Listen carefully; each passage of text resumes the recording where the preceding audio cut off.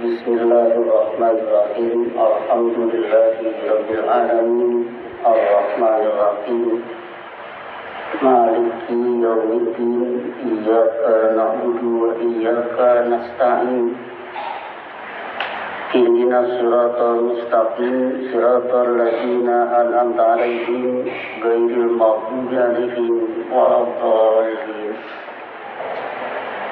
Asyhadu an la ilaha illallah wahdahu la syarika lahu wa asyhadu anna Muhammadan 'abduhu wa rasuluh.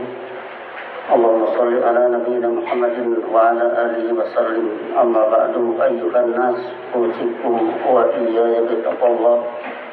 Faqad fazal muttaqin. Sidang Jumat yang saya hormati, dalam rangka wasiat bertakwa pada saat ini, mari kita menghindari misunderstanding perihal masjid. Mari kita menghindari kesalahpahaman perihal masjid. Pertama, tentunya kita melihat kenyataan Masjidil Haram di zaman Nabi Muhammad SAW mendapat wahyu.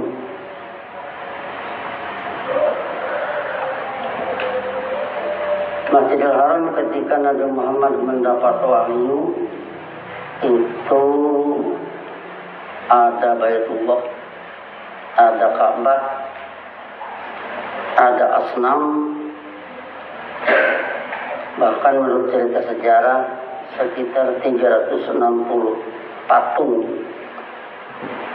mengelilingi Ka'bah.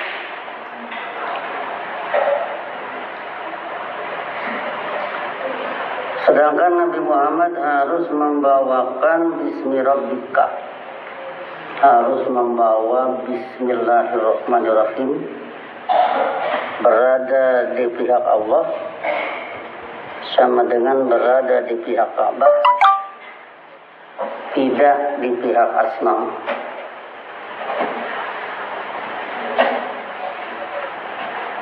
Pada kenyataannya Nabi berdakwah ajaran Allah yang dilambangkan dengan Ka'bah, membasmi ajaran asnam. Tetapi fisik asnam masih tetap berdiri, tetap ada. Selanjutnya Nabi Muhammad hijrah ke Madinah atas undangan orang Yathrib, kemudian membuat Masjid Quba sebelum masuk Madinah. Di sana didirikan Jumat pertama. Yang perlu kita tekankan bahwa Masjid Quba fisiknya sederhana, atapnya hanya pelepah kurma, tempat khotib duduk hanya batu, tetapi istimewanya di sana tidak ada asnam, di sana tidak ada patung, di sana tidak ada lambang suroka, di sana tidak ada lambang orang-orang yang buat kebijakan selain kebijakan Allah. Itu yang tidak ada. Fisik jelek, tetapi konten sangat berharga. Begitu Nabi Muhammad SAW masuk Madinah pada 12 Rabiul Awal, selanjutnya beliau membuat Masjid Nabawi. Tentunya bangunan fisiknya lebih dari Masjid Quba, tetapi tetap perlu dicatat di sana tidak ada asnam. Di sana tidak ada pengabdian hidup menurut orang-orang yang membuat kebijakan selain kebijakan Allah. Di sana tidak ada lambang suraka. Itulah konten utama daripada masjid yang kita maksud. Selanjutnya setelah dominan di Madinah, kalau kita urutkan perkara masjidnya, Nabi kembali ke Mekah. Di sana terjadi Futuh Mekah, penaklukan Mekah, barulah asnam dibabat habis. Sehingga dengan demikian maka Masjidil Haram setelah Futuh Mekah tidak ada lagi asnam, tidak ada lagi patung, tidak ada lambang dari para pembuat kebijakan selain kebijakan Allah. Itu yang perlu kita catat. Sehingga dengan demikian maka kalau kita di sini sedang melakukan pembinaan, pembangunan iman, pembangunan kepatuhan menurut kebijakan Allah berada di Masjid At-Taqwa, tentunya ini pun tidak boleh ada pengaruh asnam, tidak boleh ada pengaruh arbaban min dunillah, tidak boleh ada pengaruh alihatan min dunillah, tidak boleh ada doktrin lain selain ajaran Allah yang telah dipraktekkan oleh Nabi Muhammad Sallallahu Alaihi Wasallam. Kalau di masjid ini ada doktrin lain selain ilmu Allah, maka itu ajaran sesat.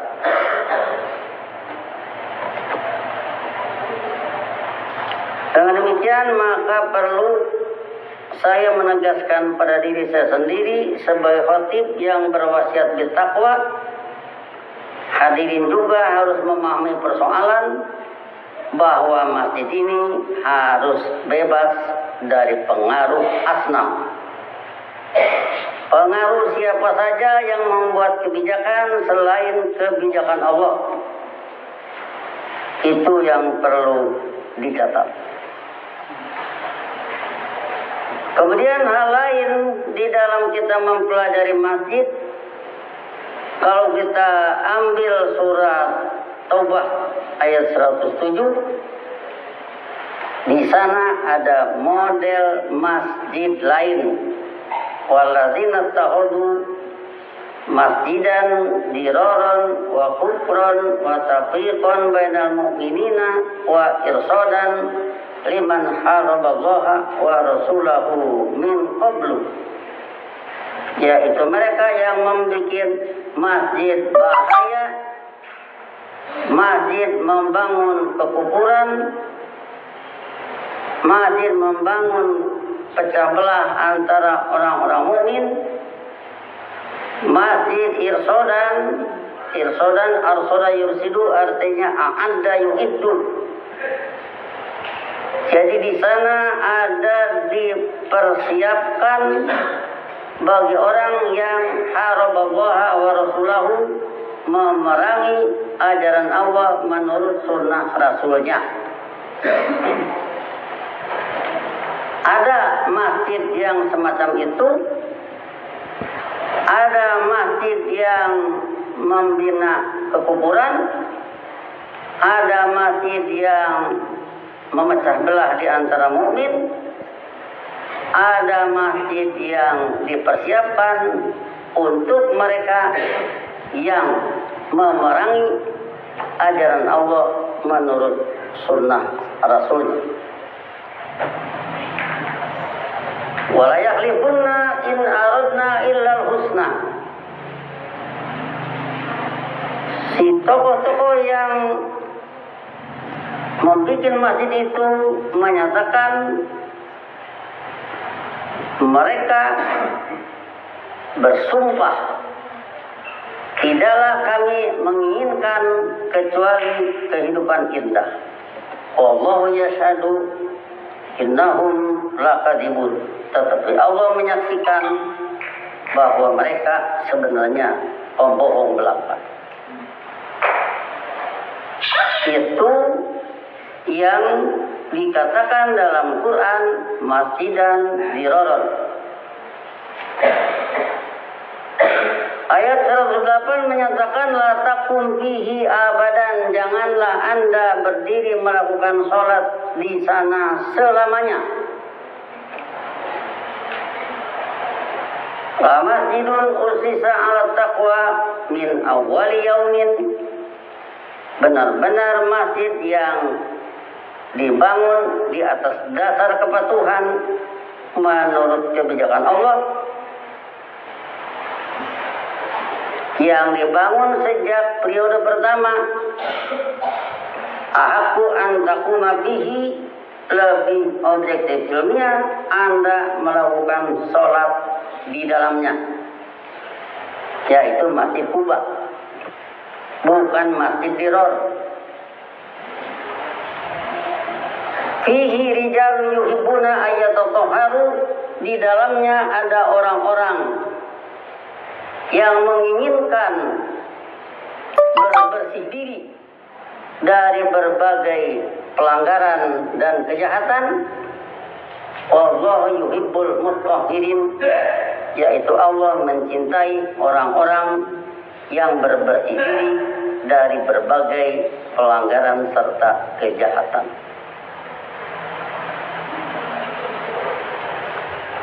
Dilihat dari dua ayat ini, maka ada masjid dirar, ada masjid usisa ala taqwa. Tentu yang kita maksud menghindari misunderstanding perihal masjid, tentu masjid at-taqwa, bukan akan membela masjid dirar. Sehingga terhadap masjid at-taqwa ini seharusnya seperti dinyatakan la masjidun usisa ala taqwa min awwali yaumin haqqu an taquma fihi. Jadi melakukan sholat di masjid yang didasarkan atas kepatuhan, lebih objektif ilmiah Anda melakukan sholat di dalamnya.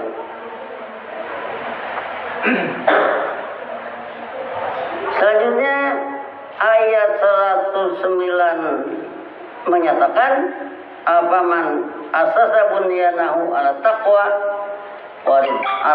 minallah wa ridwanin, maka siapakah yang membangun atas dasar takwa, kepatuhan berbuat menurut ajaran Allah serta keridhaan,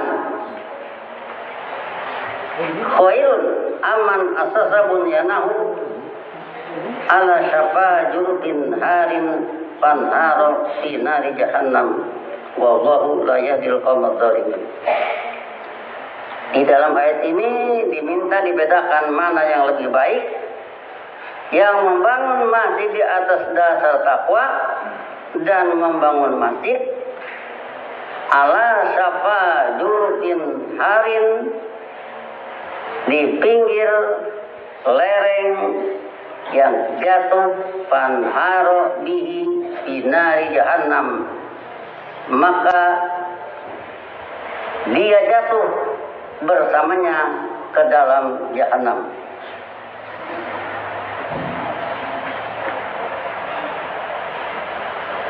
Jadi baikan masjid mana? Yang usisa ala taqwa atau usisa ala syafahu operatim ala jurufin harin fanharo bihi fi nari jahannam. Selanjutnya ayat berbicara tentang 110-nya, la yazalu bunyanahum alladzi banau Pembangunan yang mereka lakukan masih ribatan fi qulubihim, menjadi keraguan di hati mereka. Mereka sendiri yang membangun masjid Diror itu ada keraguan bisa menang apa tidak. Illa an taqatta'a qulubuhum, kecuali hati mereka hancur berantakan. Wallahu alimul hakim, yaitu Allah dengan penurunan ajarannya, pembina pandangan ilmiah, lagi pemberi norma budaya tiada tanding. Jadi dalam hal ini perhatikanlah masjid Usisa ala Taqwa dimanapun berada, dimanapun dibangun, yang dalam hal ini kita perlu bergembira bahwa di bumi kita Indonesia ini ternyata masjid dibangun di mana-mana. Orang kadang-kadang mengistilahkannya musola. Ya, musola juga masjid. Katakan saja masjid kecil. Sebab masjidun adalah tempat sujud, sujud sama dengan sholat, musola tempat sholat sama saja. Ini adalah pembangunan kepatuhan, upacara kepatuhan dilakukan di dalamnya. Semua masjid, semua musola diukur menghadap Ka'bah. Berkali-kali kita katakan yang tawaf mengelilingi Ka'bah, yang sholat menghadap Ka'bah, yang tawaf menyatakan labbaik, aku sambut panggilanmu, dan dengan setia siap menerima perintahmu. Mereka mengelilingi Ka'bah untuk menerima perintah dari Allah, menjelmakan kehidupan damai, menjelmakan kehidupan aman, menjelmakan kehidupan makmur, menjelmakan kehidupan cerdas, menjelmakan kehidupan di sana ada pengentasan kemiskinan. Mereka datang mengelilingi Ka'bah dengan ucapan labbaik, yang berarti aku sambut panggilanmu, dan dengan setia siap menerima perintahmu. Kemudian di musola, di masjid, setelah berwudu, baik itu sholatnya munfaridan atau jamaatan, semua diawali oleh Allahu Akbar, yang menunjukkan satu pernyataan bahwa Allah adalah komandan yang lebih hebat banding komandan manapun. Menghadap ke sana, di sana dibaca inni wajjahtu wajhiya lilladzi fatara samawati wal arda, berarti wajah kehidupan diarahkan kepada ajaran yang Allah yang telah mencipta semesta angkasa dan bumi ini. Masing-masing menyadari ada di alam semesta, masing-masing ada di ciptaan Allah yang maha besar tapi maha tunduk, yang maha besar tapi maha patuh, sehingga seyogianya manusia menjadi malu sebagai makhluk kecil kalau dia harus membangkang kepada kepatuhan menurut kebijakan Allah. Di sana dibaca Bismillahirrahmanirrahim, berarti berada di pihak Allah, tidak di pihak setan. Di sana dibaca Alhamdulillahirabbil alamin sebagai satu doa untuk apresiasi kepada kebijakan Allah. sebagai Rabbil Alamin, sebagai pembimbing semesta kenyataan baik alam ataupun budaya manusia, sebagai Ar-Rahman Ar-Rahim yang dengan rasa sayangnya merancang dan memastikan, sebagai Malik Yaumiddin, penguasa atas segalanya baik alam semesta ataupun budaya manusia, semua di bawah kuasa Allah. Oh, itu ada kafir katanya, itu menentang. Ya, kafir bisa kufur selama Allah memberi izin. Tapi kalau Allah sudah tidak memberi izin, yang kufur tidak akan bisa bertindak kufur.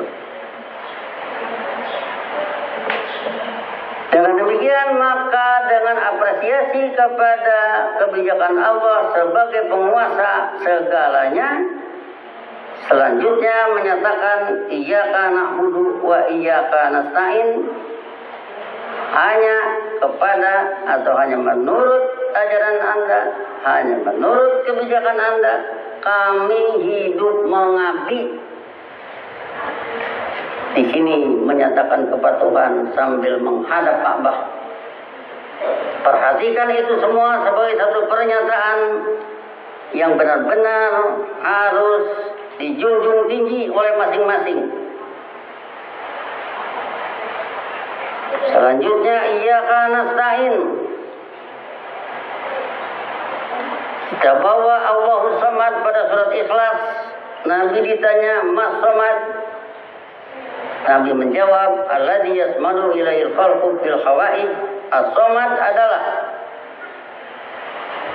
yang seluruh makhluk mengarah kepadanya dalam kebutuhan, dalam keperluan, sehingga kula yaumin huwa bi sya'nin. Setiap saat dia Allah ada dalam urusan, mengurusi manusia, mengurusi detail jasad manusia, mengurusi tanaman, mengurusi gunung, mengurusi laut, mengurusi ikan di laut. Seluruhnya Allah melakukan. Seandainya Allah tidak melakukan ini, semua akan bangkrut. Sehingga dengan demikian, oleh karena semua di bawah kekuasaan Allah, Allah punya rancangan khair dan syar. Dia ingin dengan rancangan khair, yaitu kehidupan jannah, dengan pinta ihdinas siratal mustaqim, pedomanilah kami jalan hidup yang tangguh tiada tanding, siratal ladzina an'amta alaihim, yaitu jalan hidup mereka yang telah Anda beri kemantapan dunia. Minan nabiyyin wa siddiqin wa syuhada wa sholihin, kata surat Nisa 69. Minan nabiyyin min dzurriyyati Adam wa mimman hamala ma'nuh wa min dzurriyyati Ibrahim wa Israil wa mimman hadaina wa jatabaina, kata Maryam 58, yaitu para rasul yang diminta kehidupan para rasul, ghairil maghdubi alaihim, tidak mau terjerumus ke dalam kehidupan nar, yaitu karya mereka yang membengkokkan ilmu, walau dolin, tidak mau juga hidup menurut mereka yang memanfaatkan ilmu Allah hanya untuk bekal kekufuran. Begitu menyatakan amin, minta Allah membikin doa makbul.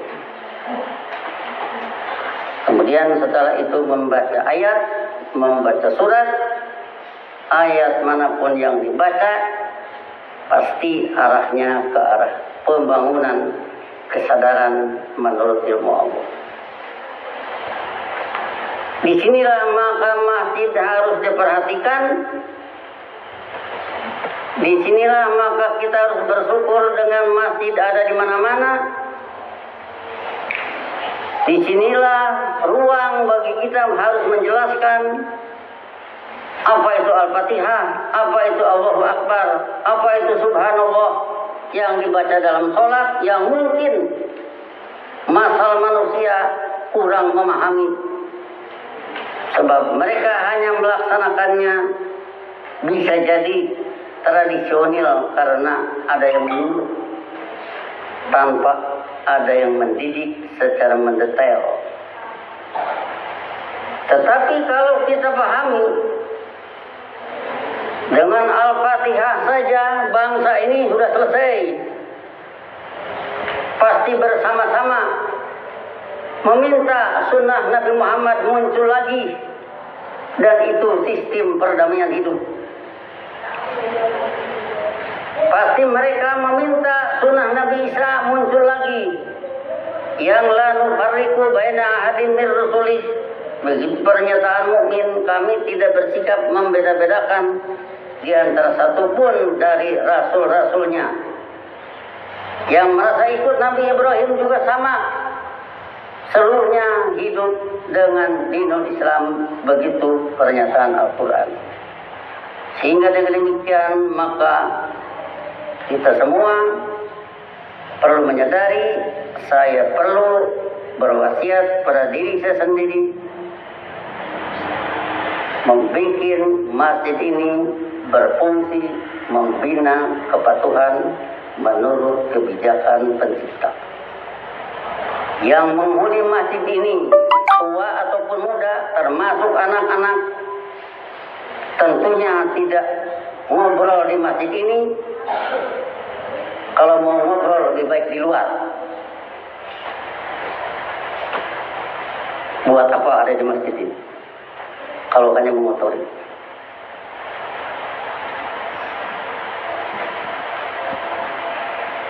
Jadi ini permasalahan yang serius,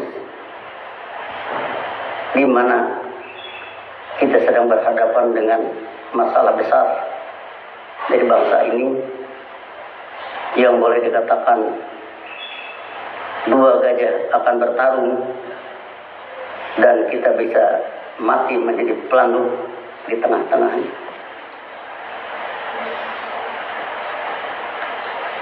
Kenyataan Ali Imran 103, wa kuntum ala syafa hubratin minan nari, persis di abad ke-7 kalian berada di pinggir jurang kehidupan nar, yaitu ancaman blok barat dan blok timur yang dua-duanya berebut jajahan.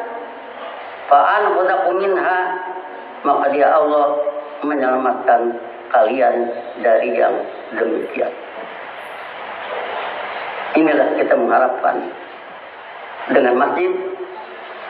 Maka dari itu terlalu gegabah kalau ada orang kita yang menganggap remeh dengan masjid, tidak difungsikan menurut fungsi yang sebenarnya. Barakallahu li wa lakum fil Qur'anil azim wa nafa'ani wa iyyakum bima fihi min ayatil hakim. Wa taqabbal minni wa minkum tilawatahu wa sami'an wa astaghfiruhu wa atubu ilaih. Allahumma shalli ala